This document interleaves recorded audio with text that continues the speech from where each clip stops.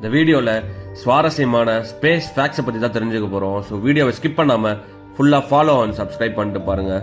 நம்ம எல்லாரும் இந்த சன்னோட ஷேப் வந்து சர்க்கிள் நினச்சிட்டு இருக்கோம்.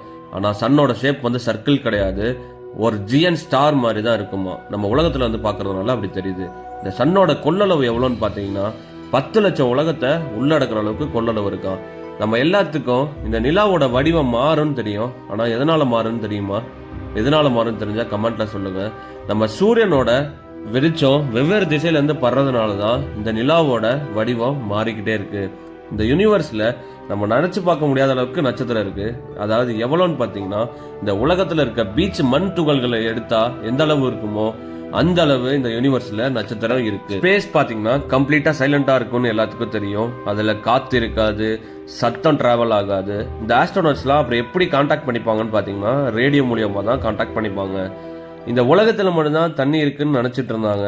பட் ஆனா ரீசெண்டா தான் நாசா கண்டுபிடிச்சிருக்காங்க மார்ஸ்லயும் சிறிதளவு தண்ணி இருக்குன்னு. இந்த வீடியோல எது இன்ட்ரெஸ்டிங்கா இருந்துச்சுன்னு கமெண்ட்ஸ்ல சொல்லிட்டு போங்க.